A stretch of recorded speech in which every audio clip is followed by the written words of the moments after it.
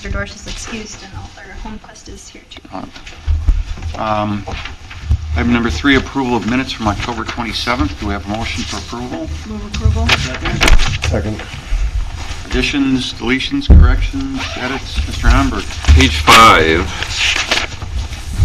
item 6E, right after we talk about what it is, we should mention that Jim abstained from discussion and Brian chaired it.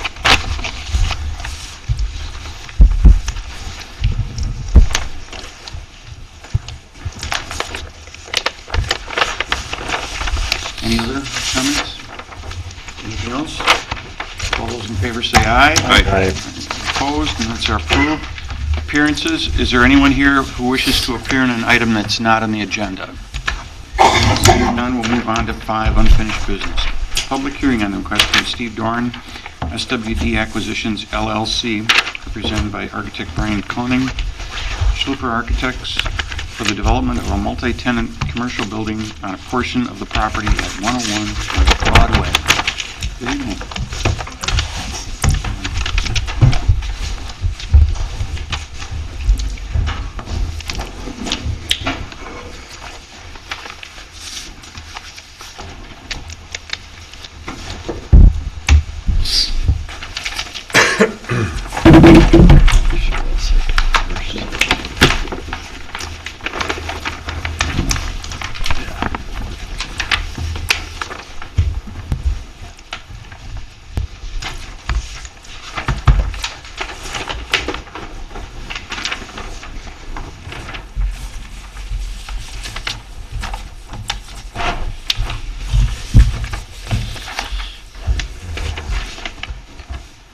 Good evening.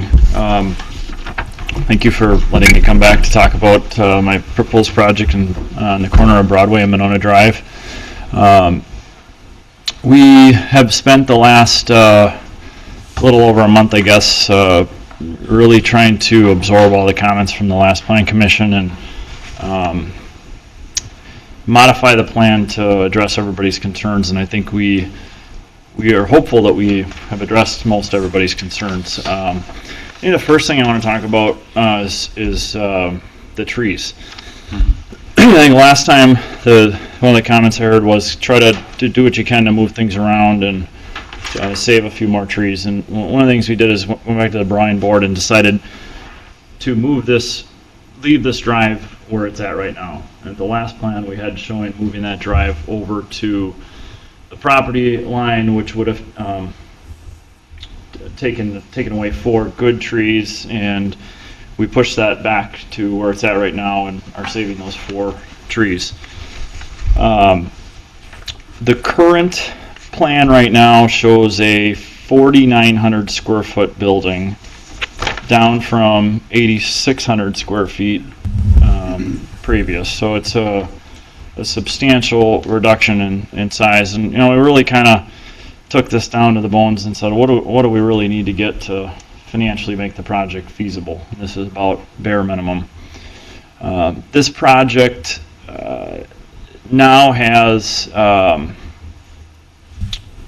trees that we're now getting rid of are total of 21 trees that we're getting rid of. Out of those trees, there are 6 good trees, which are healthy trees in good condition. Last time around, we were getting rid of 11 good trees, so we've cut that almost in half. Out of the remaining 21 trees, there are 3 with serious safety concerns and serious internal rotting issues, and I think Bruce Allison talked about that last time he was here. So 3 that are really in, could kind of fall down any second. And then there's 11 that are in fair to poor kind of condition that have problems. They're okay, but they're just, they're not in great shape. So I guess what we really tried to do is identify all the trees on the site that were good, those that were not so good, and tried to keep the ones that are good. The 21 out of the 21, so we're taking 21 down. We're putting 21 canopy trees back on the site. Out of those 21 trees that we're putting back on, 3 of them are 4-inch caliper proposed to be 3-4-inch caliber elm trees, 8 solid 4-inch white oak trees, 5 2 to 3 inch caliper maple trees, and then 5 2 to 3 inch caliper linden trees. And in addition to those 21, we're also doing 5 ornamental trees. It consists of some spruce trees, crab trees, and lilac trees. So I think we've really tried to focus on how to best optimize the site and keep the most trees that we can and replace what we're taking away. And that was out of the concerns that I remember last time I was here. That was probably one out of the top 3. Parking was another big issue last time we were here. Brad and I took a look at what the parking ratios are for the neighboring or the surrounding developments. And unfortunately, you can't see this very well, but this is the Pier 37 retail building, which is predominantly a mix of food and retail space. That building's 12,000 square feet. There's 68 stalls on site, and it parks at 5.6 stalls per 1,000 square feet. This building on the other corner is the Falbo Brothers Retail Center. Again, a mix of food, office, retail. That building is 8,400 square feet and has 40 parking stalls and parks at 4.7 stalls per 1,000 square feet. Our project, kind of standalone, again, is proposed at 4,900 square feet. We have 40 stalls proposed for our building, and so we're a little over 8 stalls per 1,000 square feet. So we really feel a lot better about where we're at with parking counts. We've talked to the hotel operator, trying to understand what his peak hours a little bit better, trying to try to make sure that he's comfortable that if we were to build this, that he's not going to be concerned, and he's very comfortable. So I think we've solved the, at least in our minds, I think we've solved the parking issue.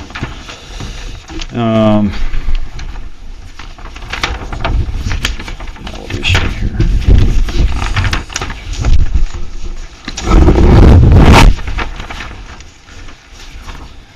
The elevation last time around, we had a kind of remember it was a flat roof with some parapets, and the comment I heard last time around was, gee, Steve, the surrounding buildings at Pier 37 have asphalt pitched roofs. The hotel has a asphalt pitched roof. It sure be nice if you followed that design scheme. So we really tried to redesign the building so it does fit in with the hotel better and also complement not only the River Place buildings but also what was done across the street at Pier 37. Did I get them all? Yeah, I was just going to say I brought some samples in case there was any questions about, basically the elevations come up with a mix of kind of stone veneer along the bases and between the windows. Predominantly, as you can see, there's a lot of storefront glass on both sides of the building, both at front of the hotel and Broadway Avenue. So basically a mix of stone veneer, and then the siding that we're proposing is basically a wood textured, engineered cement board lap siding, and that I think is kind of follows the design guidelines as well. Obviously, we're showing a wood trellis over one of the patios, which I think will bring a nice kind of element and feel to the building, and also incorporating a lot of the, like I said, the pitched roof. We're showing a 9 and 12. Starts to get a little bit more roof than I would like to see, just because of that slope. But because I think the hotel's at a 6 and 12 slope, so if there would be some flexibility there, we might look at that. But I think the elevations kind of stand for themselves. I think that look is kind of what the design guidelines are aimed towards, and incorporating the gooseneck exterior accent lighting. Along with, yes, again, the lap siding and the stone veneer, and then, try to maximize the amount of glass, knowing that we're going to potentially have 2 restaurant uses here. Some of that may or may not be covered up, but at least from the exterior, show the glass as well. And there will be some as we move forward and look at specific tenants, especially at the end uses where we have the patio on the west side and then the drive-through on the east side. We may articulate that a little bit more than what we're really showing here. But overall, I think we tried to match the design guidelines that were that are there, and again the surrounding buildings and neighborhood. One other thing, I just sitting here, I did remember, I know, Chris, I think you brought this up last time, it's just the distance, this building is to Broadway versus some of the surrounding buildings, and we're at about... We're 36 feet from the curb. Yep. So we tried to push that building, we narrowed it a little bit to 56 feet wide, and we tried to push the building, obviously not to encroach too much on the hotel and leave kind of parking in between, our building and the hotel to make that feel, adequate. But so we pushed that building, or our building, away from the curb 36 feet. The drive-through encroaches a little bit on that. We're about 10 feet from the property line, so about 25 feet from the curb. But then we're also providing kind of a shrub buffer between the two.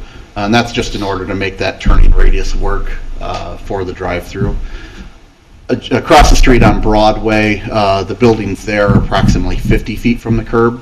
So we are a little bit closer, but again, further down the west side where the residential starts, those buildings, I believe, are at about 40 to 45. So they're a little bit closer to from the curb. And then if you look across the street at, if we take the canopy of the gas station, for instance, that's at about, I think, 35. And we tried to push that as much as we could. I mean, frankly, a perfect building depth is more like 65, and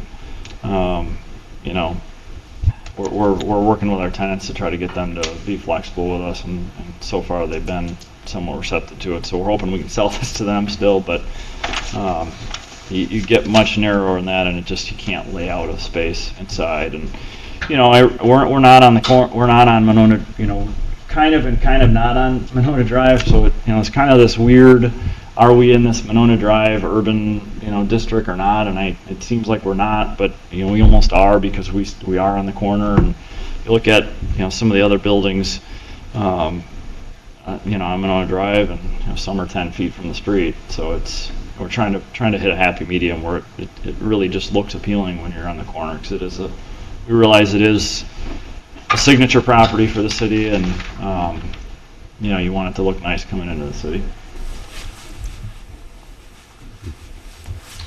Thank you.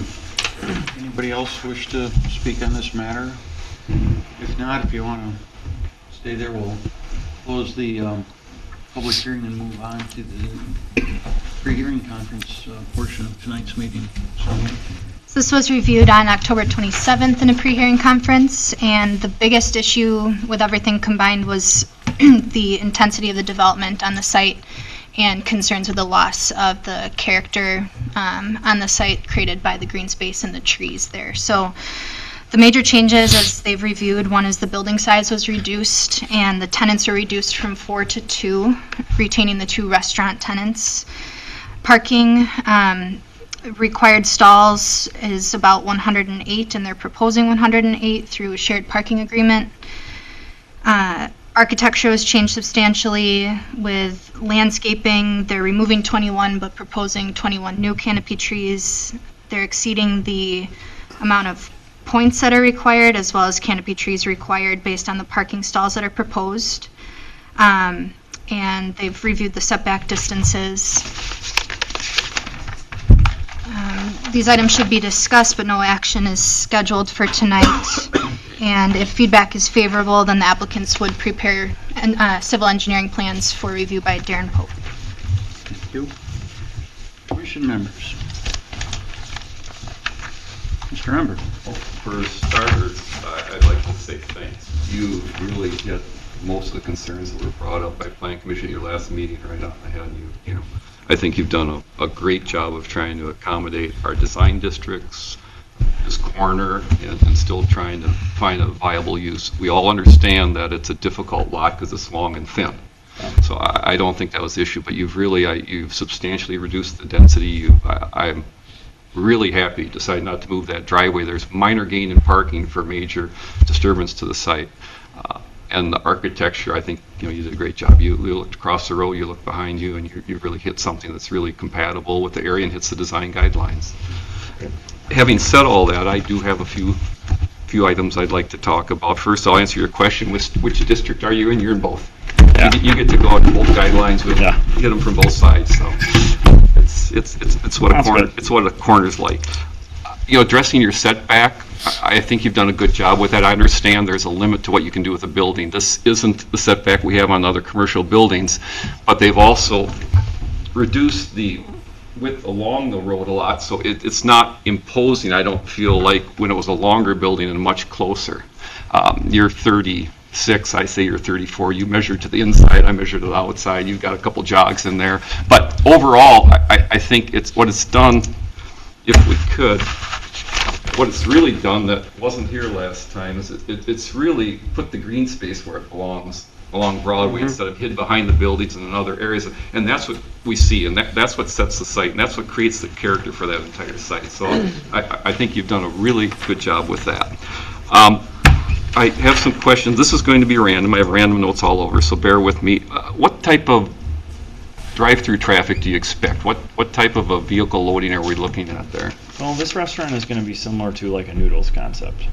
So if you can kind of envision what Noodles does, it will have a menu board and an ordering board, well, where Noodles does not. Yeah, Noodles, you can't order in the car. You can order ahead and pick up because they didn't have the stacking distance, and it would back up into the parking lot. I guess I got at it because I'm interested in the traffic loadings you're going to put on, what you anticipate, because it does change the nature somewhat, and I noticed a lot of stacking distance, so I'm we do that just probably have a more intense use than I was thinking. Well, it is a Noodles type concept. I mean, it's not Noodles, but it's, you know, and it's not intensive. You know, with me, drive-throughs, I'm very, I'd rather have an extra 3 or 4 that sit empty forever than have, you know, problems with them stacking.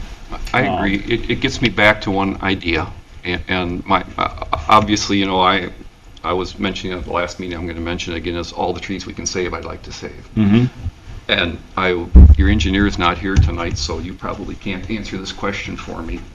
And it's really twofold. And how have you sized it, and you know this is the size you need for your detention, or is that just a holding place until you run all your calculations? We've sized it. It's not the final, but it's approximately. That's my question. Pretty close. Is this water coming over there? And how are you going to get it there? If I remember right, it is not. It's actually going because. Gosh, I think I remember. Okay, I think I remember. Don't hold me to this, but all this water goes here, right? Yep. And this water goes this way. Okay. So, if that's the case, and this is sized, I would assume then to compensate for storage that's not being created here, because you have to control your runoff, your site runoff. Yeah. So, if you're not doing anything with the water here, you have no basins and no real cleaning in it. You're adding impervious, but you're not compensating for that. You have to meet the ordinance. So my guess is then that they're overcompensating by taking some of this water and detaining it. So the site overall, both of them. I think she's planning to pipe some of it from here over there. That's what. There's got to be something she's doing. Yeah, I think she's planning to pipe that. Where I'm going with this is there are, right about here, there are a pair of really pretty nice trees, and they look pretty healthy. The tips look good and everything. My thinking out loud was if those could be saved by. They are, aren't they? We're saving those. No, the two you're saying No, right there's here are, two farther down. Yeah. Yeah, and they're not too bad. There's just a pair of them. Oh, right there. It's these two right here, and the tips look healthy. I don't see a lot of dead wood. That's without drilling into them, but they look pretty good. So my thought is if this could be reconfigured, and then my other thought, and this is really a question to the commission too, is there's a lot of room here. One of the reasons is when we originally did Broadway, we had all these incredible trees. And if you remember, everywhere else on Broadway, we have a pretty wide median. Here, we slid the sidewalk over to save trees, because there were even a lot more than are there now on this parcel. And we said we would rather have a narrower median or terrace here and save those trees and keep that site looking the way it is. Well, because that sidewalk slid over, I know you have grade issues, but there's a lot of room from here to here. And would there be a possibility of doing some linear swales, minor infiltration there that would compensate for this little bulb here and allow you to save a couple trees? That's what I'm getting at, is could we rearrange like that to save a couple really nice oak trees that are pretty close to the intersection of Broadway and Monona Drive? And I know you can't answer it tonight, but I'm bringing No, up but something to talk to Roxanne we're willing to about. look at Yeah. it. You know, the other thing maybe we can do is maybe we can, instead of having this go all the way up there, maybe we can, wrap this Exactly. down. That's what my thought I'm is, willing to look, because yeah. they're two pretty nice. Yeah, we'll look You at it. Check your report. Yep. But you Okay. can see on some of those that are really bad, you see the tip die off, you see a lot of dead wood. I don't see it on those two. Sure. Well, I'm on- The real bad one, Okay. the red oaks that are real bad. Oh, yeah, you can see The the, I red- mean, yeah. there's no tips left on a lot Yeah. of those branches. I mean, you can see it. And we didn't have Roxanne look specifically at this I for understand that. You advice, don't know just if to you have a get. project yet. Right. You don't want to spend a lot of money engineering something that's going to be changed. I totally get that. But this is the kind of comment that while you're engineering it, You bet. it Sure. might save a couple really nice trees. And the other two I looked at is, what are you planning on doing at this corner right here where the American Inn landscape ground or entrance sign is? Because, I'll tell you my thought here is, there's two pretty nice trees right around that. It's kind of a neat entry because you've got the oaks here and the oaks here. And depending on how the commission feels about the parking stalls, 5 or 6 stalls about like that, and you could probably save those 2 trees. And it depends on how you feel about your parking also, but those are, when I was at the site tonight, those are the 2 areas that stuck out to me. Are there pretty decent trees where there's at least a possibility to Sure. do something? So I guess We're what I'm going to look bringing at up it. right now are issues that there's ways we could maybe save a couple more key areas of some pretty nice trees, which it's not just for the city, it's for your development. Yeah, oh, yeah. It really adds to the character. There's no other property on Monona Drive with those kind of trees and that kind of Yeah, character. yeah, no, look, I live in Monona, so I'm driving back, I I get agree. it. So, possibility of a couple here and a possibility of a couple here, by maybe rearranging things. And I'd like to hear from our commission if they're okay with, even if they infringe in that right away a little bit. I see it as, we did that to save trees, and if this case, we can do it here and save some really nice trees, same purpose, different way to get at it, but same purpose. Happy to look at it. The existing stalls on site right now are right around 80, right? So at your 108, you're actually only adding about 28 stalls. I bring that up because when we originally zoned American Inn in there, he did overpark it a little bit, and the reason he did, you have a massive area of asphalt here for very few stalls, but it's important to Jeff to have these angled stalls 43 doubled up, yards. because people come in with trailers, and that's a clientele he caters to a lot, so really those 14 stalls are more like 7 stalls, but they're 7 double deep stalls that he uses a lot. So I just want to make sure we're good when we're talking stalls, and even the possibility of, the reason I said this, I'm jumping. If we clip these 5 and we found out in the future it just doesn't work, it's really easy to get those 5 or 6 back. I mean, it's a simple thing. They're as far from the buildings you get. They're not your best stalls, but again, this is a neat entry, but I don't know how you're addressing the grades there, because that sign, those trees are up pretty high. There's a retaining wall here, and you might have to put a little, a couple feet of a retaining wall here or something to get around them. Yeah. If we do it, we wouldn't clip right by the trunk, but, come a couple stalls past Sure. the trunk, so Yeah, they we'll have have- a chance, and it would maintain a cool entrance. Yeah, we'll have Roxanne look at it. So again, when we talk later about stalls, let's think about, we're really only adding 28. I know they have sharing.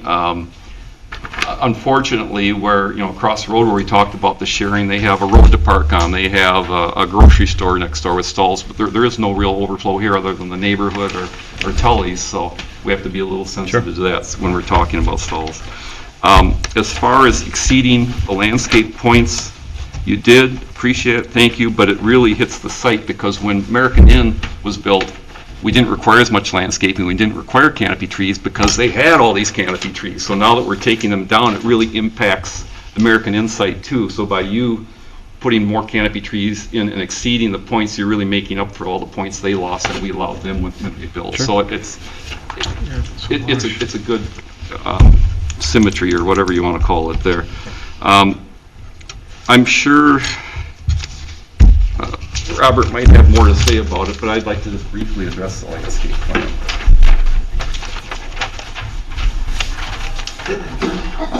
Down here, this is an oak and this is an oak, and I'm not sure oaks survive really well in tiny little landscape islands. And I understand trying to keep the oak thing going here, but that's a really narrow island. That's going to be really tough, more of a parking lot tree. And this one, I'm not even sure if it's big enough for an oak. Oaks like their roots to be able to breathe, and they don't like salt, and they don't like all the things those islands bring. So my thought is, you might want to rearrange that a little bit, and there's probably species that are better, especially here. I mean, this is a great spot for a tree, but it's going to have to be something as tough as nails that can grow in a parking lot. It's not going to grow much. No, but like a honey locust or something. Yeah. It'll go up there, it'll grow with blacktop all around it, it'll tolerate the salt. I mean, there are species, and There's I'm not better here to options, tell you yeah. what species, but I think that's something to look at. The screening for the drive-through, I think you need to look at. I love the way you oriented your drive-through, because your drive-through is going parallel with the lane of traffic, so we don't have conflicting headlights or anything. When you're coming down here, making this turn, this ends a little quick, because this is the spot where your headlights are be coming right into all this traffic.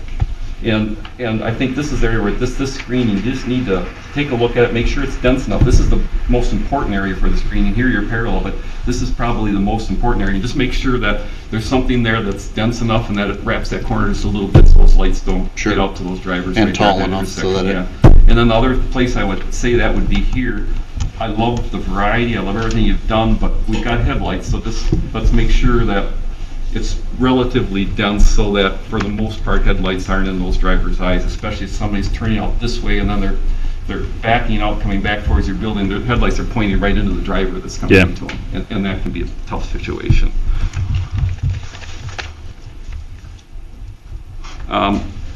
Comment on your islands. I think you showed these for mulch.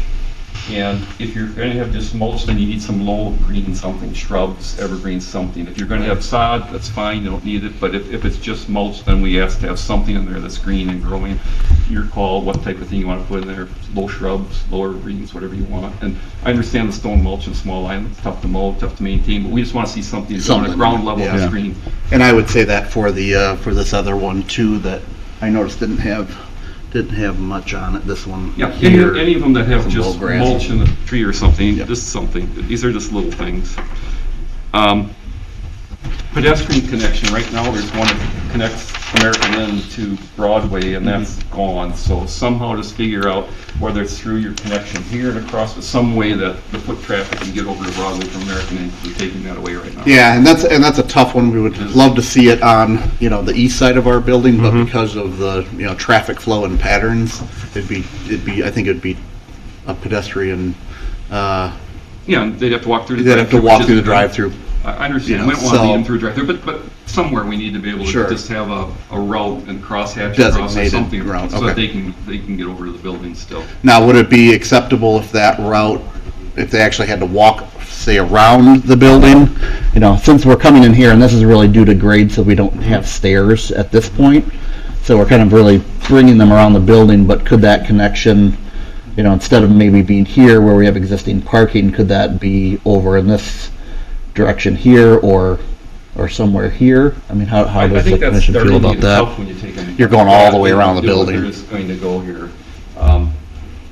Take a look and see what you can do. Maybe we can- I think there's ways you can get the pedestrians across, but I would, for me, you talk to the rest of the commission, I would say to take them all the way around your building again. They're not going to do Right, that. right. They just won't do that. And I didn't mention it.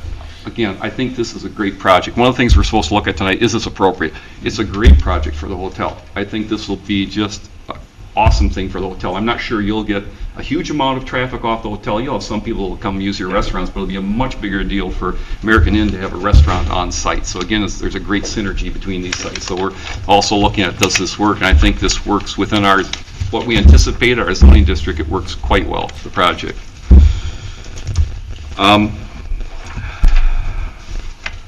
Engineered stone you called out, that's what you showed us tonight?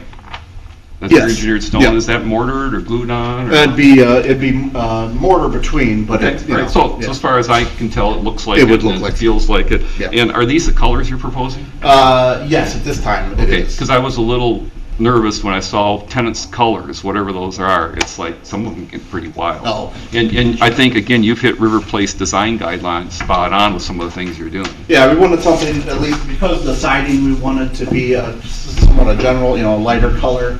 We went with kind of a darker stone, but also that had some colors in it, some reds and some tans and some browns. Okay, again, you mentioned it, but a kudos on your Shepherd's Crook lights. I mean, that's a great element from the corridor, from the design guidelines to bring into your site. It helps integrate you with all the Shepherd Crooks that are up and down the road. I love what you did with your architecture. The one place I would suggest maybe room for a little bit of improvement would be on the east elevation. I look at that, and I know these are almost the same, but I think these stone columns just pull out and add to it. Right here, this is a lot of ephes, and I understand there's a little wainscoting down here, but there's a lot of ephes, and perhaps, and again, you're the architect, but perhaps, something like that could go on the corners or something, not all the way, but just something with masonry just to Sure. have some different level. This is a lot of stuff at just the 2 levels, and just some third point or whatever, and I know you can do a great job with it. I'm not talking about a lot of change, but just some detailing there that would maybe take away some of this massive ephes. Okay. It's And not- that, it's I not- was going to it's say siding. that's all siding, but yeah. Yeah, but Gotcha. it's still, there's a big difference to the eye when you see it. Sure. Again, I like the way that you made it a 4-sided architecture. That's in our design guidelines. You've done a great job with that. I understand it's difficult for retail and restaurants, but the spandrel glass still looks like glass to everyone else, so that's a great job. You aren't asking for it tonight, but I will make a comment that certainly this is on 2 streets and, 2 signs, I think is fine. I think the ends might be over signage on this. If we go towards Broadway and back in, so they have it for identification, I'm not sure that that's, 3 signs is a lot of signs, and I think your proposed monument sign kind of hits that direction and that flow anyway. I know that the one tenant we have is part of our proposed lease with them is 3 signs that we allow them, but it's You're not tough asking 'cause for which sign- signage, it's a comment, and Yeah. if you came in, these fit the building really well, and they came in, they wanted that big of a sign on that end of the building, I would probably have some heartburn over a 3rd sign like that. But until you know the tenant and you know the signage, it's hard to comment on, but it's something I'm going to bring up that it could be an issue. And that's it for me. I think you did a nice job. thank you.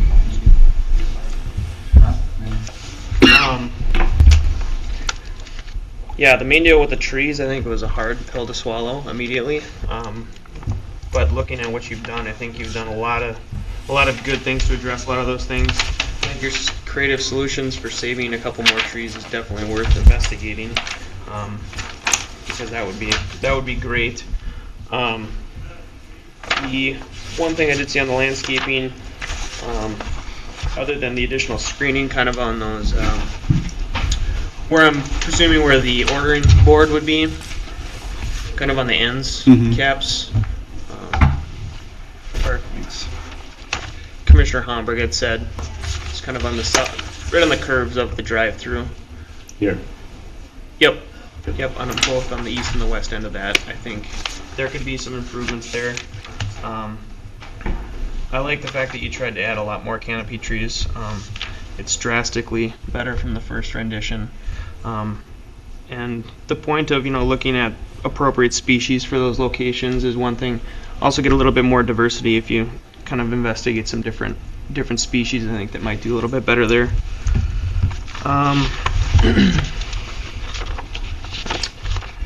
The parking lot on the west side, where it looks like there's some pedestrian connection going between the 2 parking. Right, yes. Would there just be bumper stops there? Right, there'd be a bumper stop on each side, and really, because it's only wide enough to get a sidewalk connection through there, because we have our trash located on that far end, so we Okay. wanted to provide Do an some kind of, elevated sidewalk. yeah, there would be an elevated sidewalk there. Okay. With bump, yeah. Okay. And then I guess- landscaping in the islands, I think there's opportunity for that. I think the fact that you were able to push the offset of the building off the street some, and I went out there and looked at it, and it is closer than some of the adjacent properties, but I don't think it's that much closer where it was before, where it was kind of on the street front. So I think you did a good job there. With the shared parking agreement, is that a limited term agreement, or? No, it'll be a permanent easement. Okay. Other than that, I think that's all I had. But again, I'm impressed with what you did, and the architecture looks a lot more fitting for the site as well. Thank you. Thank you, Mr. Kugel. Well, Member Hamburg always starts out, and he covers about 99% of the stuff anyway. So, all good points. He does his homework, and I will say, every time you've come to this committee, you're always prepared. I mean, we gave 3 or 4 major points, and you came back and hit every one of them exactly. So it's just really nice having an applicant that comes in really prepared with nice plans, willing to listen. So I like what you've done, and I think Mr. Hamburg's suggestion, I would be more than willing to look at giving up a few parking spots if you can give up a few to save a couple trees. That's a great trade-off. And let's hope we can do something with the stormwater management so you can keep a couple more trees over there. You hit the architecture for the area. I don't have an issue with the setback from the road. I really don't mind things being a little bit closer. Kind of, you can see it then when you're driving by, and you've got green space in front of it. So, I think you've kind of hit everything. I'm pretty happy with what I see compared to what you had in last time. Sharon? Sure.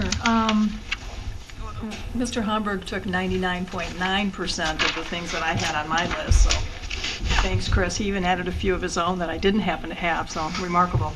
When I opened the packet, I thought to myself, what a difference a couple weeks made, and that you really did listen to everything that we said. You met the parking needs, the building elevations, I think, look great. I mean, you did a 180 on those, and you did exactly what's in our minds and the vision that we've had for these areas. The landscaping, again, you really made every effort to come back and take care of things for us. So I think that's all really great. There's just one thing that does bother me on the plan, and nobody else has mentioned it.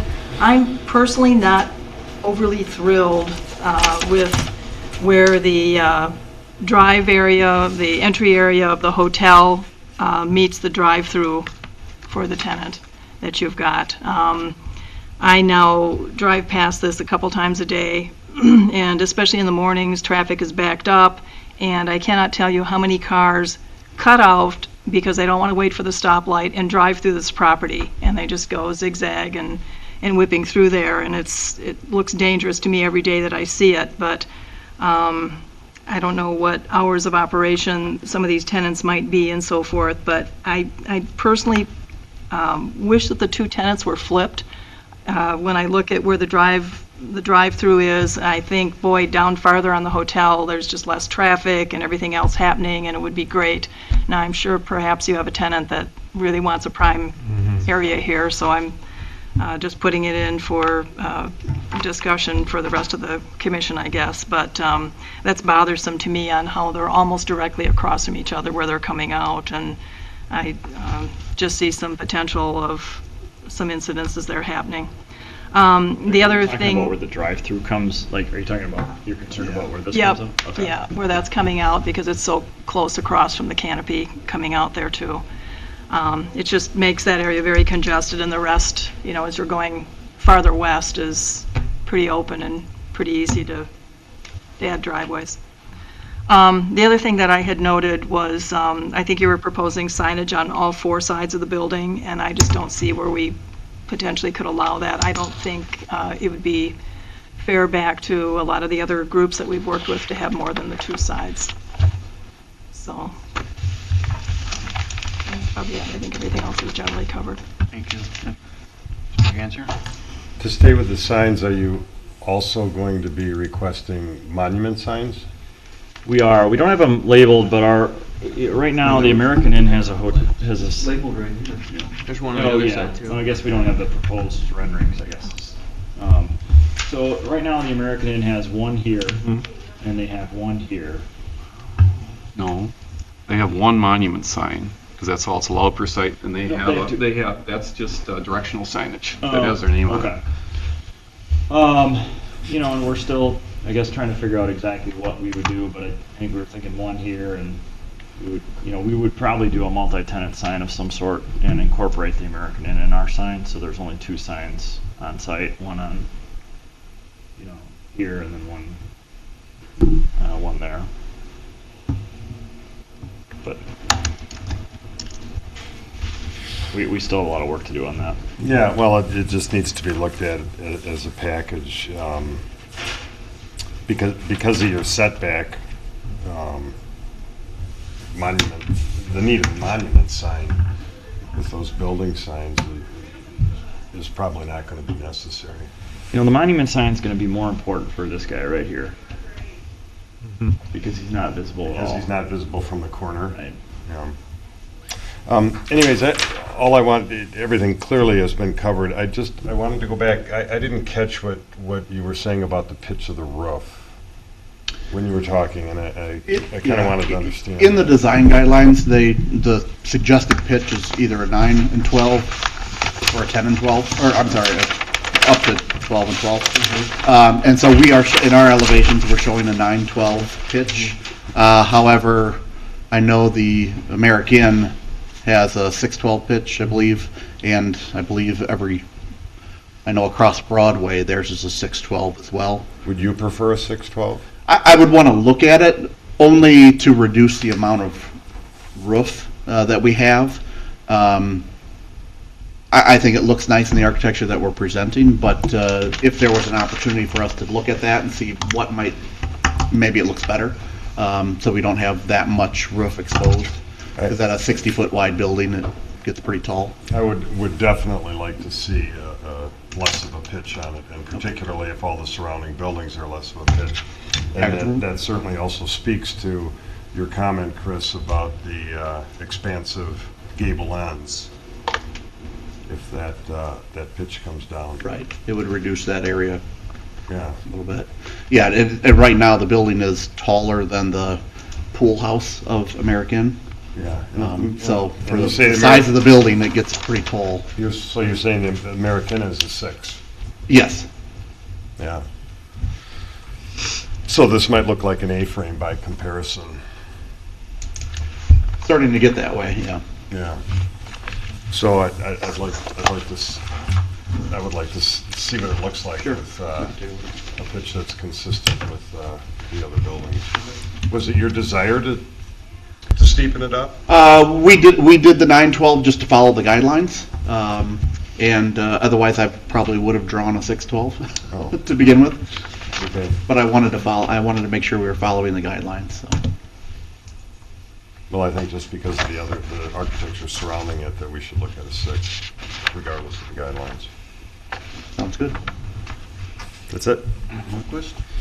The joy of going almost last. Everything's been covered. My holdout was the roof pitch, but so I think you hit everything that was indicated. So thank you.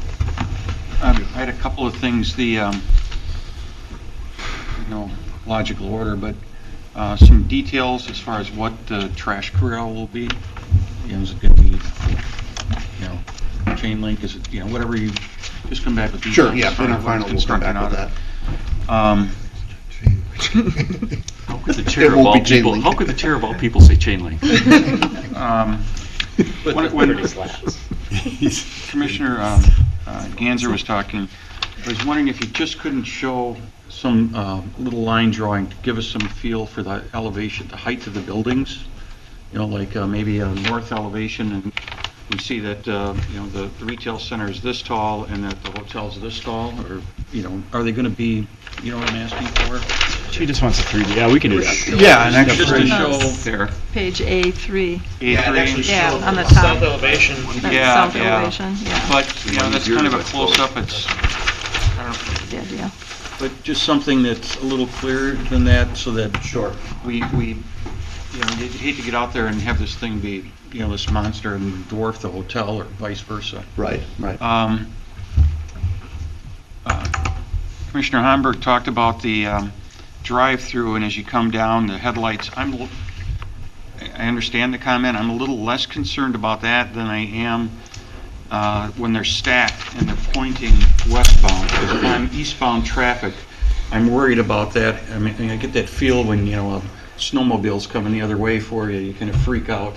If we had some more screening on that curve, just you're disagreeing with me. Well, the traffic that's westbound on Broadway is closer to the eastbound traffic than the drive-through. They're going to have headlights coming in from there. Yeah, This that's is going to be on the other side of those. Yep, that's true. Never mind. Delivery, I'm assuming it's going to be coming in Front. On the HVAC, that'll be in the center. I'm looking at A3 in that little open area. That's where, so we won't see the rooftop units. Yeah, right, yeah, it'll be basically. What about fans for the cooking and that sort of thing? Are they going to be up there too, or are they going to be penetrating the side here? They'd most likely, I would assume they would be up there as well, so they'll be screened. Can we make sure it's not an assumption? Sure. You betcha. That would be our intent. All right. I think that's about all I had. Other than thank you. Thank you very much, Mr. Humbert. I have a couple comments after that. I want to give just a little background on our 912 pitch. I wasn't on the committee that did that, but I was on the steering committees right after that. And the original intent on this was this old fishing village kind of concept. And what happened is we got the wider buildings, they got to be way too big, so we let them reduce them to 612 or something like that. Like the hotel's a much wider building than this. But if you look at like Anchor Bank and Rutabaga and some of the narrower buildings, they were there to set the image and the tone for this area. I agree. I think this looks a little big. I'm just not sure I'd want to see it down even with that. I like the fact that it still feels like a dormer, but we've got to go back to the original guidelines and intent, and that might not be our intent anymore, but was that fishing village kind of steeper roof look, and the smaller buildings were the ones that set off that look, so that when you look back at the bigger ones, you didn't so much notice that the roofs are getting shallower and shallower until you get to Copstar, where it's just a fake facade.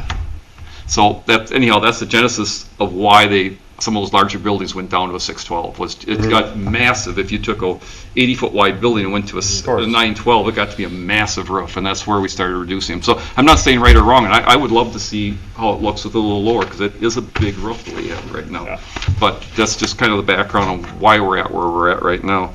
With monument signs, I can't imagine why we'd give off-site monument signage to anybody. Our code is really clear. We're really tough on that. It's one monument sign per site, period. So to talk about that, you'd like to put your signage on American Inn's monument site, and that's a separate site. I don't know a scenario where we're going to have two monument signs or put off-site signage on somebody else's monument sign. I think that would be a very, very tough variance to grant.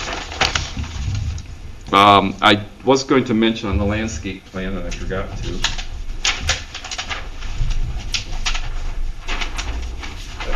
That's not it.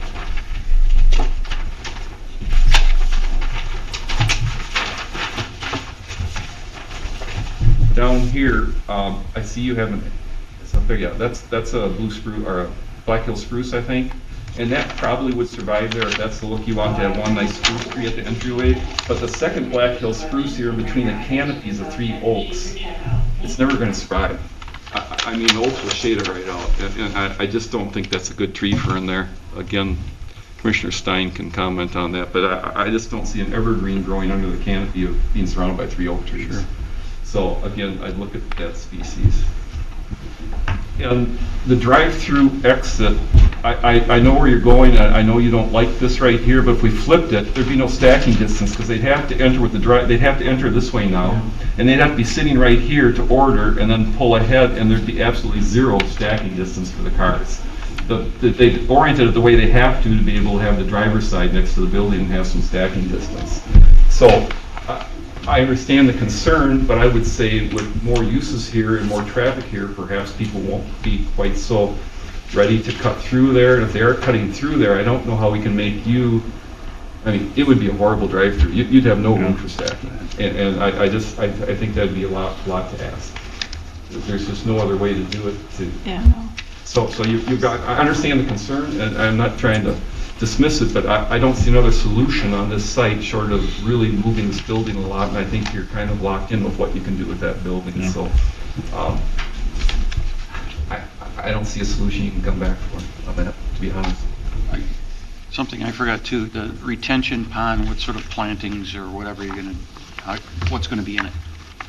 Is it just gonna be grass or? Well, I think at this time, again, we have to get this engineered per this site. So When you come back? when we'll come back, we'll address that and if there's any They plantings in there. changed the ordinance, they'll have to have plugs at 1 foot centers now. They've changed it to what you were recommending before. Anyway, the DNR's actually changed the standard, they rewrote it, because I'm assuming bio-based of Yeah, some sort to keep yeah, their so it'll be infiltration. plugged. So it'll be 1 foot on center plugs, I'm sure.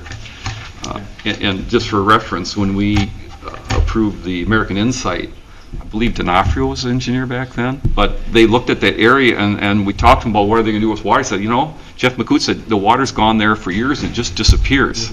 So I think you've got some really good soils there for infiltration because they did nothing and the water goes to that grassy patch and it disappears. You don't see yellow grass. You don't see all the signs of being underwater too long. The water just goes away. So I think you've got a really good spot in that corner for what you're proposing. It's been doing it naturally for years. That's what we kind of figured, that's the naturally low spot. Great spot for it.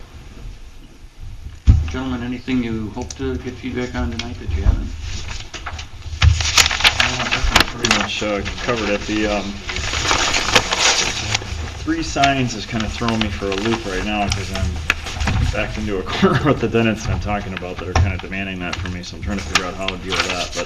But if you're coming eastbound or westbound, why do you need a sign on the south elevation? On this one? Well, for either one of those, if you've got both your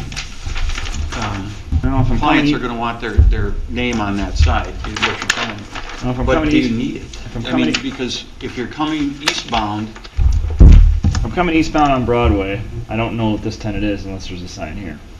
okay, but what about the other tenant? This one? Yeah. If I'm coming westbound, I don't know who this tenant is if I don't have a sign here. And if I'm coming, if I'm coming this way, I need a sign here to see who this tenant is because, this is the natural side where everybody's going to want their sign. They're going to want them here for sure too because it's the corner. And so what do they do? Give up the store signs above their actual storefront? Put your monument sign right here, so you've got that eastbound, westbound signage for them. I think this tenant is really concerned about visibility, or not just being completely hidden, because he's on this side. So Monona Drive up and down. If I've got a monument sign here, this tenant still has a chance of being seen from cars coming off the Beltline north of Monona Drive. If it gets too far down there, it really. This spot is a hard sell. This spot's an easy sell. This spot's a hard sell because it's just. Yeah. Okay. So I guess we just need to look at the. The other item, the outdoor space, just to the concern would be, are you going to have outdoor music or noise or anything that might disrupt the neighbors down the way? Outdoor music. Just something to consider for, or is it just going to be outdoor seating? Just outdoor seating. To note also, if there will be beer and wine consumption out on the patios, you'll need to go through a patio permit with the License Review Committee. Okay. And that permit has limitations on it, such as closing time and. Okay. Mr. Kugel? Just one thing on the signage. You show that you'd like to have signs on the north elevation. That's when it faces the hotel. Yeah. Do you really? I used to stay at hotels a lot traveling. If I would walk out the front of that hotel, if you had a door sign saying what was there, you just walk across the parking lot and know it is. Plus then you've got all the lights from your signage that way facing the hotel and the windows there. I just don't see. Yeah, I hear you. I just don't see the need for that as much as, because the people that are in the hotel, they're going to walk over there and see what's there. Mm-hmm. They can look out the window and see what's there. Yeah. Without having a big sign hanging above it. If you can only have 2 signs on a building, that's the one I would give up, and I'd put them on the 2 ends and the 2 fronts. But that's me. Yeah, no, I hear you. Talking me into it's easy. I get it. Oh. Talking them into it's all. Just one tenant, one's 3. John's. They both do. But they both do. refresh my memory. We did something unique with Taco John's. 3, yeah. Has 3? 3. I think they were allowed an extra one to Because they were- mitigate for the loss of the pylon sign. Yeah, they gave up their pylon Or sign. was it because they were on a corner? No. Was it- No, they're not on. They're not even on 2 streets. No, but they have 4, yeah, Okay, 3. so that was because of the pylon sign. Just asking. Another quick question. Yes, yes, ma'am. I just noticed on this, I hadn't seen it before, that little paved area on the drive-up side, is that, it says patio? Is that what I'm? Yeah, right here. correctly? Yes. Yep. Is that outdoor seating, Yes. or what is that? Yes. It is, okay, so is that like enclosed in a fence, or? Yeah. Okay. Yeah. Yep. Anything else? If not, gentlemen, thank you very much. Yeah, thanks very much for your time. I appreciate all the comments. Okay, moving on to 6A, public hearing on request by business owner Lord Godfrey and property owner Kevin Metcalf for zoning permit for yoga studio Joy in Yoga to operate at 5419 Monona Drive, formerly Pizza Oven Banquet Space. Good evening.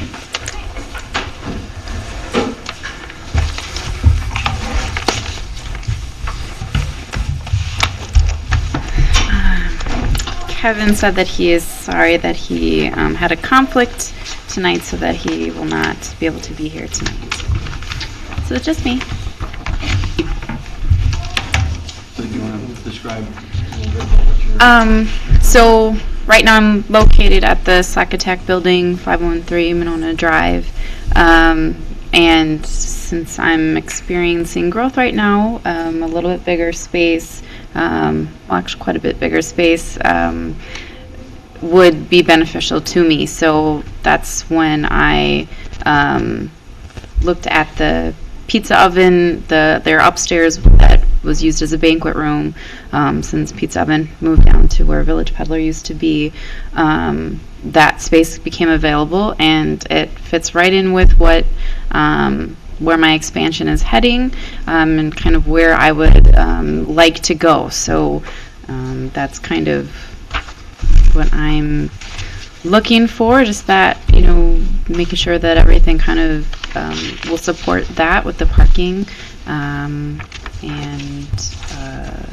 Yeah, I think that was mainly what. Sounds good. Anybody else wishes to say anything? If not, we'll close the public hearing. Don't leave. And we'll move on to the pre-hearing conference on the request. Sonia? This is a change in use which requires approval of a zoning permit by the Planning Commission. The biggest concern here will be if there's enough parking to accommodate this use. And I've outlined some of the different parking arrangements that are available between the buildings. There's a shared agreement that spans all the way from where the pizza oven's located now to Insti Prints, and that's outlined in the report. Kevin Metcalf also provided the table with the different colors. It's been updated to reflect the most recent tenants that are in the amount.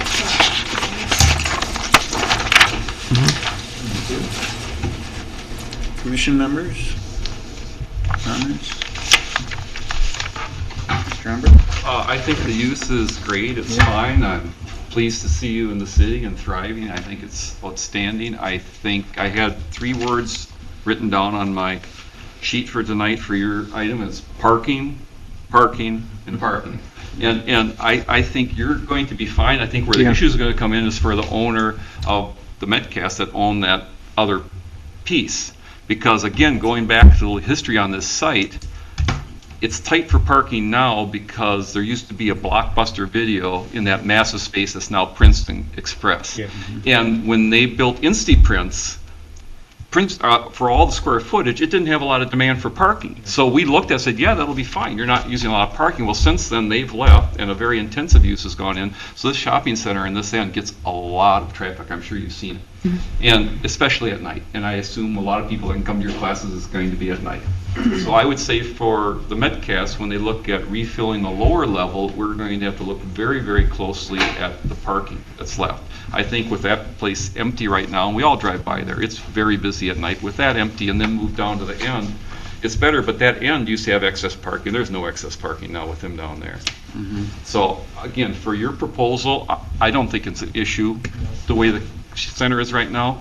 But I think for the owner of the property down below, he just has to realize that if he's adding 15 cars here, that's 15 cars he doesn't have parking for down below at those same hours. And again, you can tell me, but is that one of your biggest traffic times at night? When people can come? Monday through Thursday is probably when I see my highest amount of During the day people. or at night? In the evening, 5:30 to 8. Which is when Princeton Express people are working out, and if there's another Probably. restaurant, that's what, so it really comes down to what that other use will be for me. But for this being the standalone proposal tonight, the way it sits right now, it's fine, it can handle it. I think we just gotta make sure the applicant, the owner knows that it, and he does, he's the sit on planning commission, that will impact what he can put in other space. Mr. Kugel? And from reading what your letter of application, you really have the potential class size is 15 maximum at any one time. I mean, that's what it says in here. So you probably would have 15 cars maximum in there. And in the evening, don't people use, I mean, does Metcalf have access to the InstaPrint property? Oh, sure, he owns it. He owns that, so that space is open. During your peak hours, that place is likely closed. So there is some space down there, but I agree, depending on what goes on the main level, could affect what he gets to put in there.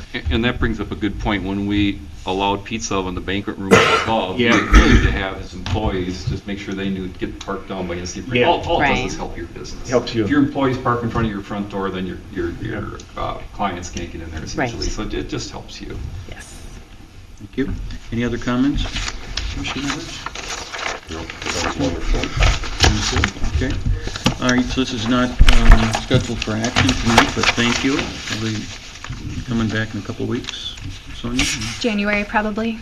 January. We talked about that. Okay. Okay. Thank you. Thanks. When would you, When you join the Open. right away? It was left in pretty rough shape, so, once, things, feel comfortable to move on, then Kevin can move in there and get things so that it looks nice and Right now, you're usable, on so. calm mind right now? No, I mean, we like the drywall to be on the walls, so, yeah. Thank you. Thank you. We'll move on to 6C, which is consideration of action on request by Habitat Restore for approval of a comprehensive signage package at 4207 Monona Drive. Good evening.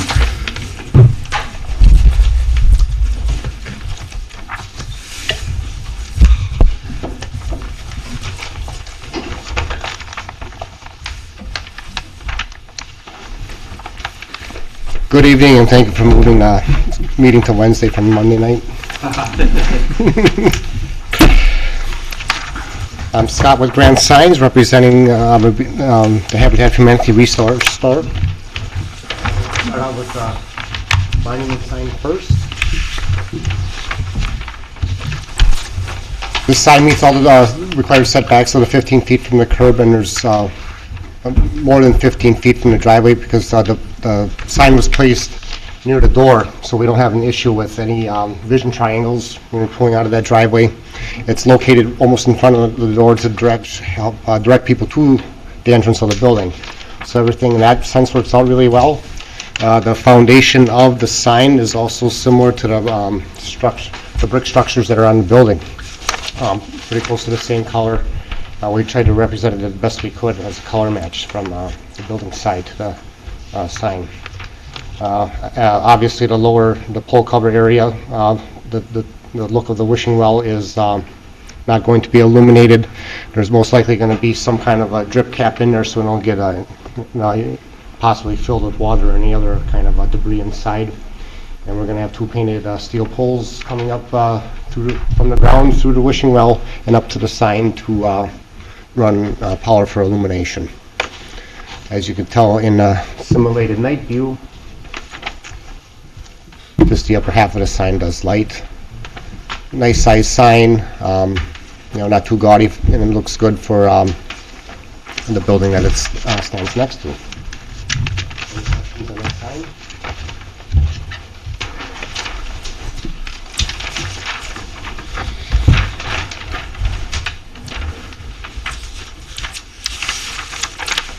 This sign here is constructed from the construction company, Harmony Construction. What they have done on this particular sign, it is approximately 4 feet by 10'6". That is just a sheet of aluminum that has been, all the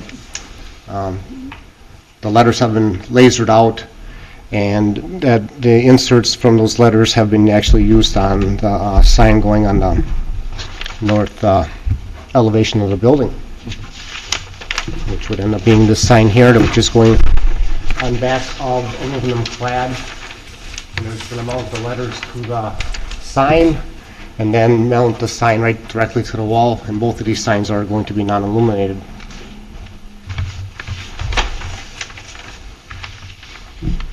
And then the last sign is a directional sign. It's also non-illuminated. It's going to be made out of acrylic, and it's going to be placed above a side door that has where the donations are for customer pickup and drop off.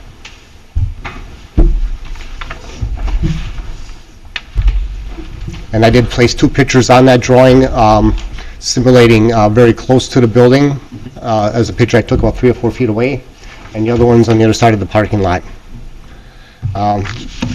It does look better, though it's not up there, but it will look a lot better as you're standing across the parking lot, because on this, I'm going to go back to this picture here, it does look like you're far away and you can barely read it, but it should be fine at the 6-inch tall and a very thick stroke on the letter, so it'll be all right.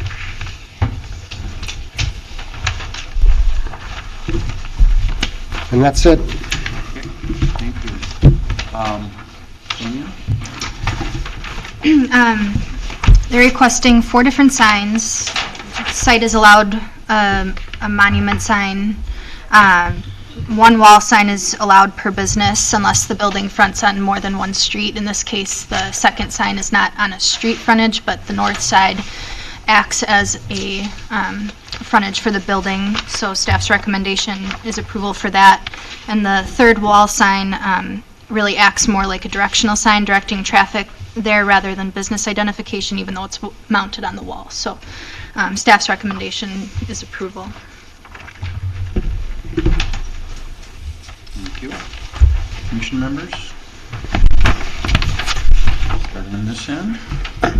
I'm sorry, I'm confused. Go ahead. The elevation with the sign on the glass, Yep. so that's one of the requested wall signs. Right.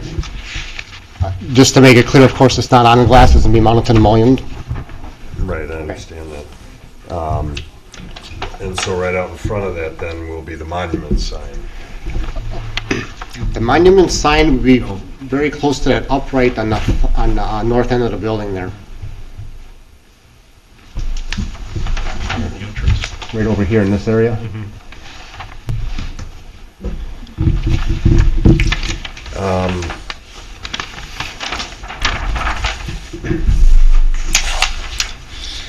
Well, this is more of an aesthetic thing than anything, but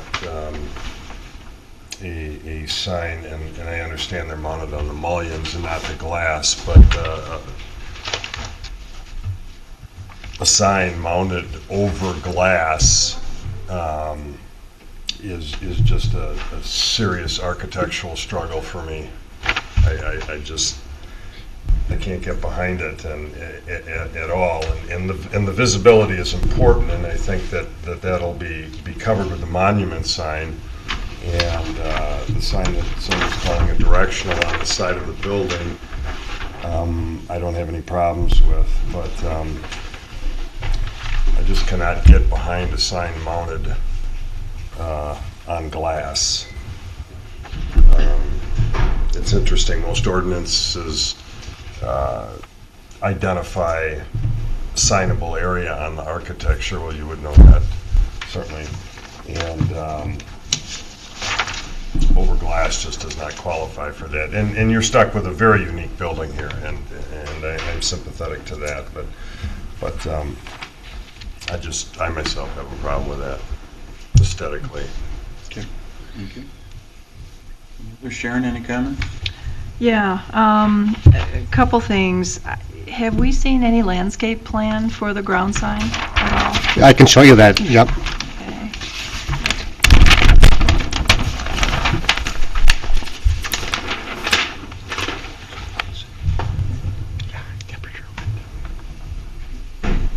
Where the sign is, what I have recommended to the store was to put at least 8 perennials and some mixed flowers. In the notes that I have received, I'm in one of those positions here. I'm getting directed by 3 different customers, and Valerie from the Habitat from Humanity should be taking care of that part. And I think she understands what needs to be done. Just add her letter outlines a few different things too, that it will include perennial grass, low profile shrubs, flowers such as spirea, miniature iris, and black-eyed Susans. I think we'd want to make sure that that goes to staff for a final review. I just think the sign's almost 8 foot long, and to put just a couple perennials in there, I'd want to make sure how they're planted in through there and that it's nice and full and so forth. So I think we'd have to make that condition tonight. Otherwise, on the sign on the facade of the building, I have to agree that the sign that you're placing there doesn't enhance the building. To me, the scale and proportion and the placement at the window mullions there, it's not within them. It's not necessarily a great proportion, I don't feel. When it came there, I wish, just aesthetically, I wish it was designed in there a little bit better. Either that it's, again, within the mullion sizes, or it's doing something. It looks just applied. It doesn't look architectural as was brought up here. It doesn't seem to fit necessarily.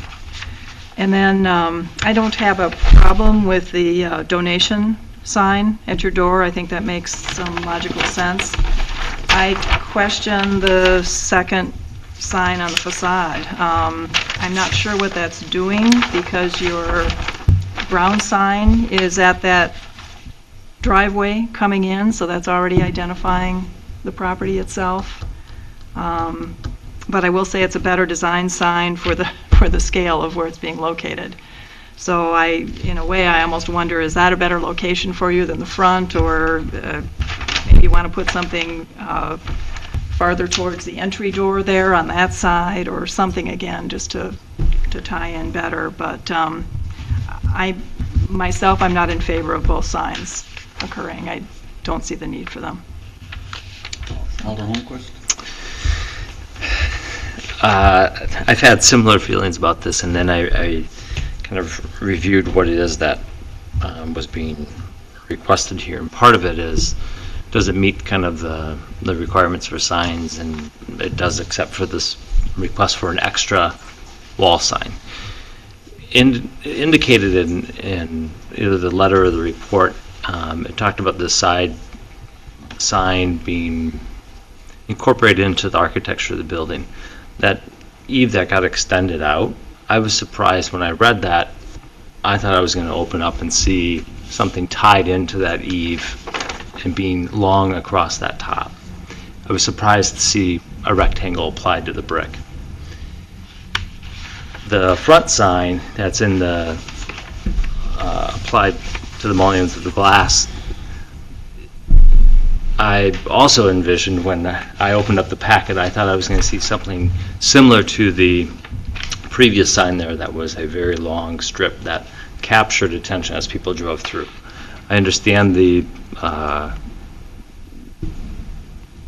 what needs to be on that sign is different and might not fit that kind of style of it, of being able to be a long kind of, that was a fabric sign that captured that front of the glass, but I think that fit better with the building as a whole.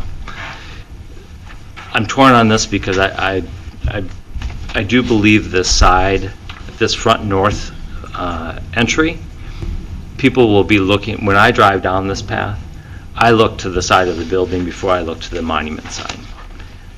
People traveling north are going to use the monument sign to identify the building. People traveling south are going to use this side. If that's the case, I really wonder the need for that front window sign.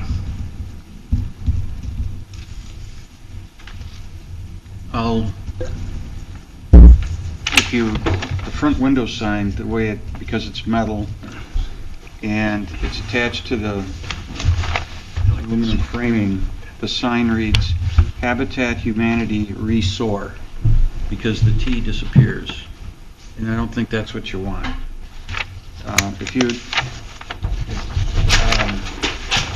another concern, a question I had, pardon? Because they're cutout letters. Yeah. They're cutout letters, so you Oh, see yeah. that, You can see it That'll on totally the thing right distort there, it, see yeah. you'll see resoar Yep, rather than store. yeah. And that's Done. not going to cut it.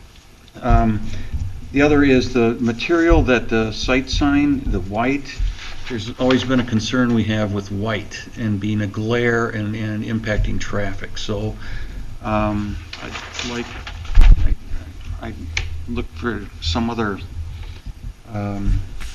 color there. I'm also wondering why the two metal posts to support it rather than having the cabinet nestle onto the foundation of the, what was the thought behind that? And then the landscaping was another issue. I mean, why the two posts? Why not just have it rest on a brick? They are looking for that wishing well look. Got it. Okay. Really? And if I can make a comment on, Yep. you're concerned about brightness of the sign, we can put a diffuser behind panels. What we do is we take a film and we have it, it'll block out everything except for the logo and any the letters, so we'll reverse cut a vinyl, put it on the back side of the sign, and that's what we did down in the hospital down by on the Diahara. So what instead of white, it'll be a different color at night? It's just the opacity. They changed the opacity so the light won't shine through it so brightly. We had that issue, I think we talked about it. Meritor you're talking about? Or where? UW. That on the Yahara sign, you see that it'll light up very, very bright around the letters and any text. That's all we can do here. Okay. Mr. Kugel? Well, I don't mind the sign that's on the side of the building, coming down Monona Drive from that way. I think it tells you where the store is. I don't have a real big issue with the monument sign, but the one hanging in the windows in the front, man, that's a tough one. I don't know what you can put there, but Sherman Bussey's right. If it sits on that mullion, you're going to lose stuff behind there. I just don't know how that's going to work. Maybe they don't need a sign there with the monument sign and the sidewall sign, but and I know you probably didn't come up with this. They came up. I see that you didn't come up with this. I have the ground sign. Yes, yes, I got that. So I mean, yeah, I mean, does it meet the sign code? Probably does. It does. Easily. I mean, I don't know where the else sign you on the put it. windows. Yeah, the sign in the window. Yeah, 'cause I can't remember. It's like 10 or 15% of the facade area of the facade. If you take from the ground to the top and use the dome, if you use that whole glass structure as a wall, you could put a massive sign in that building. No, we have a maximum, Was it 150 square feet. 150? Yeah. Right. I don't think it hits that. Can't you I put- don't- It doesn't. Yeah, we would never max out. Could you not maybe put like a white letter restore on each of the window panels across the front? And you have equal sized windows there and put, I don't know. I really don't know. Yeah. I don't know. Well, I have an opinion about this. And I didn't go through all the steps with this. That flag sign, the one that was there before for Rubens. Why is that not here? Why isn't it in this package? Was it taken away? They actually talked about putting a banner out in front that says restore instead of a sign on the window. they did Am I too. right? Yep, When they came? that's why I envisioned it in the packet. Can I speak from here, or do I? No, come on up, please. And if you could introduce yourself too, it'd be great. I thought that's While you're what coming up, Gail, did you have a quick comment you want Well, to add in? as we're talking about that sign on the front, the mullions and stuff, I mean, it would seem, and I'll still argue the question of the need for a sign at that location, but if you want to incorporate something there, then I would recommend embracing the glass and addressing it as the substrate and doing a graphic, whether it be vinyl or what have you, onto the glass. I mean, taking a couple spaces and, doing a super graphic or something, but you don't hang a sign panel over windows and mount them to windows. So just kind of embrace it and use it as the substrate itself, if you feel you want to propose something for that elevation. My name is Steve Hanrahan. I'm recently hired as the new Restore Director, so I come to this party a little late. The good news is you're not hurting my feelings at all, because I didn't design any of this. I just want to answer the question about separating the letters. We can't do that. This is a logo provided by Habitat, and they control that entirely, so it has to be spaced, and everything has to be exactly as it is there. And it's a good idea, but they would never let that fly, and we don't have the authority to change the international logo. They protect it very vigorously. Personally, I'm open to all the suggestions that you're making, and unfortunately, I don't know the whole history of the event, how we're here today, but we've been open for a number of weeks now, and if it takes us a little bit longer to get your satisfaction and approval, obviously that's what we want to do. There's some cost issues, I'm sure, that you guys have been involved in. I can investigate those a little further and find out where they're at. I agree that I actually was picturing this from the inside, wondering why it was as small as it is. I do think with your approval, obviously, we'd like to have a sign on this side of the building, because there are going to be people that go by that are going to turn and go, well, what's that building? No identity at all, I think, is not acceptable, but I certainly don't want to be part of a place called the Restore, so I understand exactly what you're talking about, and so will everybody else when they take a look at this. But all right, thanks. If you could hang there, Rob. Pretty much the same comments, I think, in the best interest of the store, that some other creative solution should try to be found, because it doesn't do the community of Monona any favors by having a sign like that on kind of a unique building like that. And it is definitely unique. I'm going to roll long enough to remember where it started. A submitted landscape plan. That's just for city. I know you need approval. the plan, but let me at least let you know, you can be very assured that that's going to happen. We have a group of volunteers that that's their game, and they can't wait to get a hold of this to landscape it properly. So yeah. Mr. Emmer? Oh, sorry, Ron. That's good. Sorry, Ron. I'm glad I got to go last. Two sides of the price.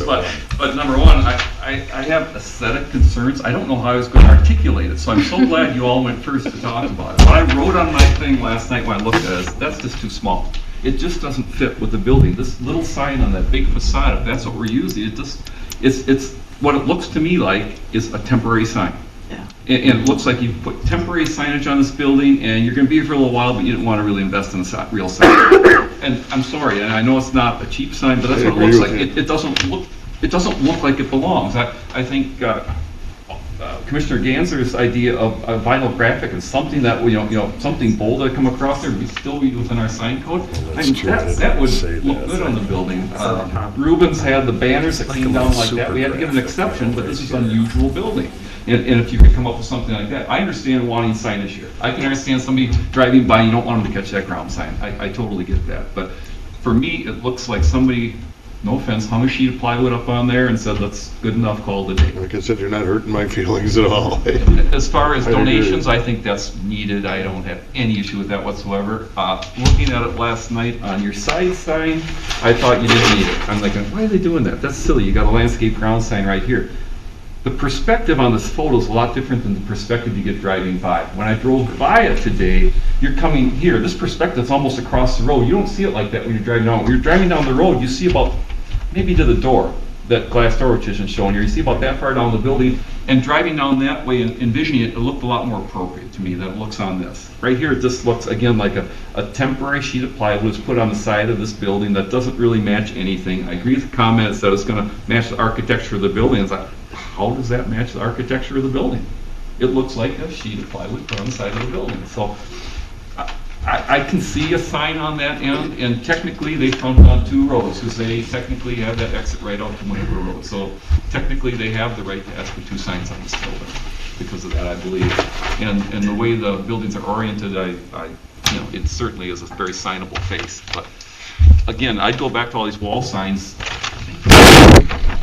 make them look like sheets of plywood hung on the side of the building so that you can be there for a year. I can see that, I don't know if the metal that they had was something that was being recycled, which would fit in perfectly for the restore. Maybe, I don't know if that's true or not. I can't answer that, but it could That's have what I been. was thinking, that they got a sheet of this metal and thought, what a cool idea, we could do this. And maybe there's some other way that you could create something that would tell the mission of the restore and incorporate, but I'm not hearing too many. So I think this is up for action, so it could be approved. It could be tabled also.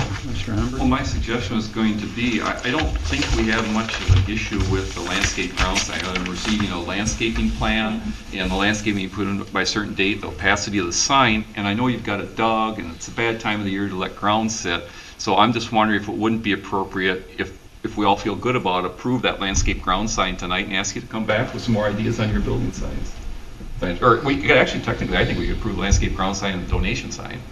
Because that would be good to get up for them. I mean, that That place would help is us a busy, that lot. place is cranking. I mean, I did the traffic there, I could hardly get out after I got in there. Yeah, It was we love the crazy. location. But am I wrong? I mean, and then maybe come back with some more ideas on the wall signs, think about it a little bit. So is Might have that been too much emphasis on using the cutout letters to build the other There might have sign. been to do that. I don't- It's a I don't neat know the idea, history. but Well, 2 for 1 thing. only the board's gonna realize that. How about this? Mr. Gansey? This is my idea. If- We have this laid out here in the blue and the greens. We can cut individual letters that same colors and stud mount them to that wall. Where that restore sign is. That would look nice. If there's action on the ground sign tonight, I would like to require, well, I guess you mentioned the wishing well thing, but I thought Chair Bussey's comments about the sign resting on the brick was a nice idea. I'm not sure did anybody on the board get the wishing well thing? No, not a bit. Not at all. I don't see that at all. So I look like, I don't I like look at the an posts unfinished either. sign. Yeah, if that's something that's not gonna fly, then I guess I would prefer to see the 2 of them tied together and those posts eliminated. further discussion on that comment?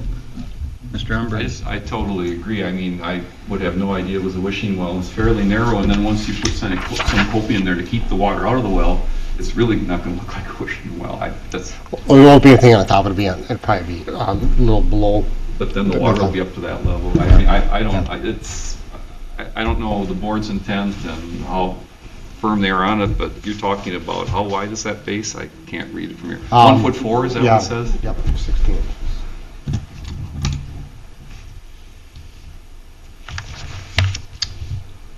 So we can approve, we can modify, we can table. If there's not too much excitement about the wishing well, should we table and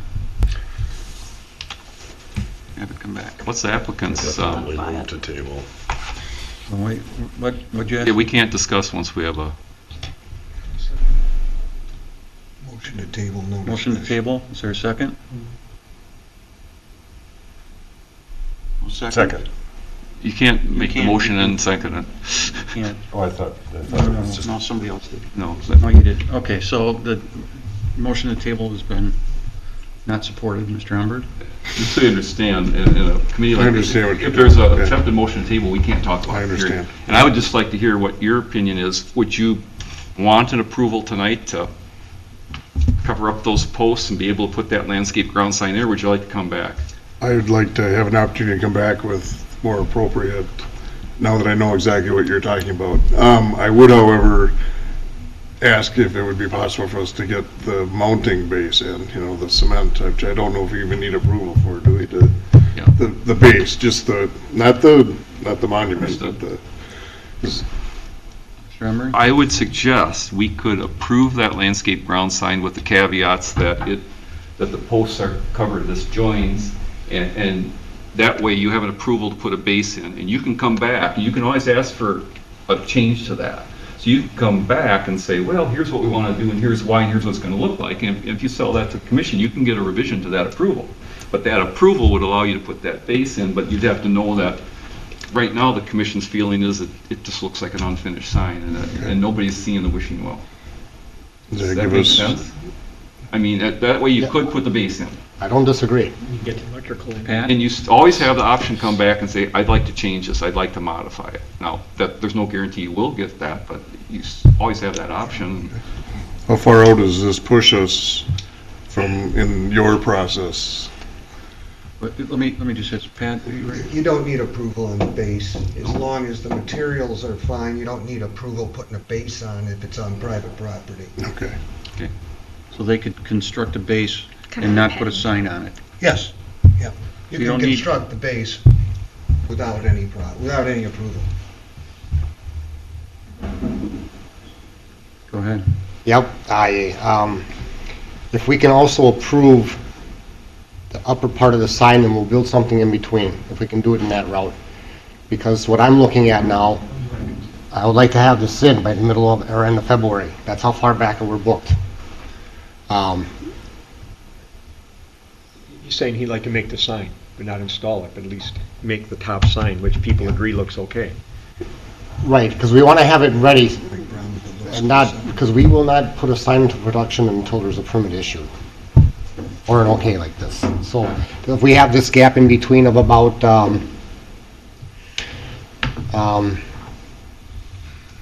maybe 6 or 8 inches, I can't remember what that number was. We can just incorporate something else into it, another stage, a pole cover.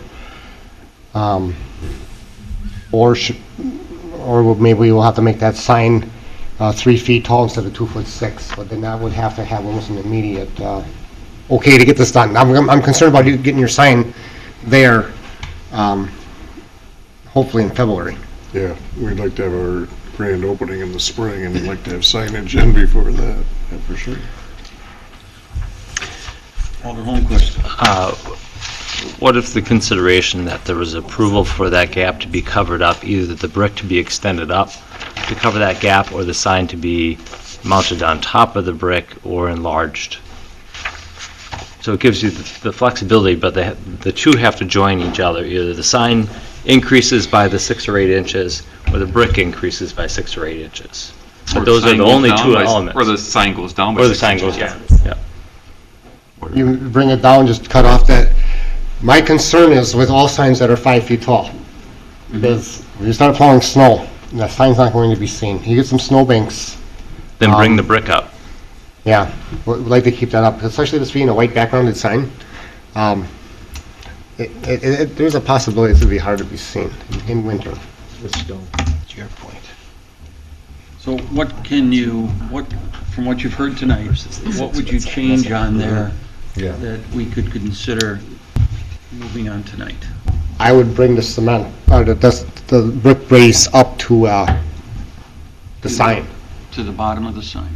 because then we don't have to re-engineer that sign, because we have to also deal with our wind loads and all that. That we want to make sure we know what we can do with that sign right now. We don't have to go through engineering with it again. That would be my recommendation, is to bring the brick to the height of the sign. And then that'll also be probably one of the more cost-effective ways to have this one done. And if that doesn't fly with the board, you could come back and ask for an alteration or a revision to it. But at least you'd come out of here tonight Sounds very reasonable. potentially with an approval. I want, for the sake of their business, I want to make sure when I leave here tonight, I want to be, because we want to get this going, to get it for them. If we keep the metallic part of that sign, that size, we come up with something else for the base. No, I can't. Let's wait until the next meeting. Right now, I can't make that decision with the design of that sign.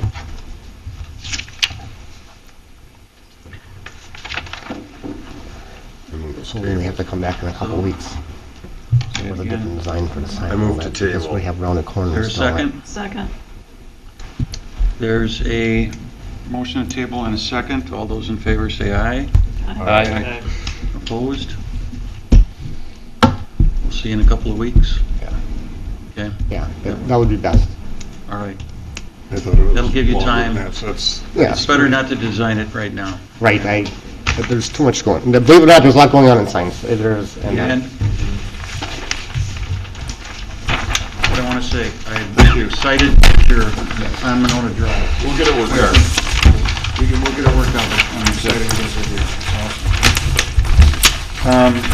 Moving on to 7, miscellaneous business. A, staff report regarding status of development project proposals.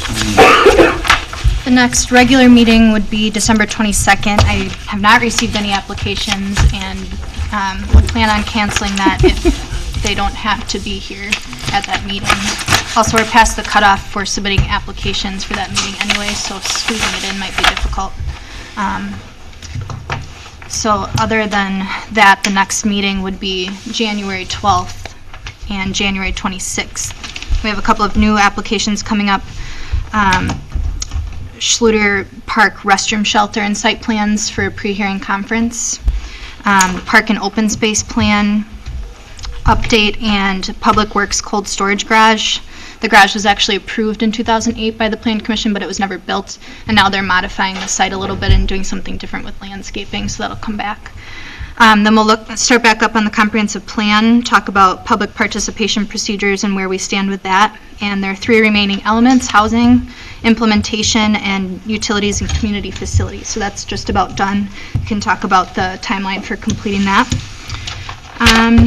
And we'll also get some updates on just a summary of permits from last year and what we worked on, as well as an update on the conditions of approval spreadsheet. Thank you. 7B, Plan Commission request on info. Any requests from the Commission? Mr. Umber? I guess I'd just like to offer an observation, and it was spurred by stopping by the Habitat site, but there's a reason on most sites we require curb and gutter or something, and that's a great site. I know they're there for a short time. If you look at it, every one of those islands is getting driven over, the landscaping is getting driven over. It's hard to control traffic and flow and the general public coming to your site without some means of blocking out those islands. So, when you get a chance, drive by and look at it. Really, it's a totally different site when it doesn't have curb and gutter. It's probably not for the better. Thank you, sir. Anything else? Any other comments? Is there a motion to adjourn? Adjourn? Griff? Second. All those What? in favor? Aye. Thanks, everybody. I'm still pushing both sides.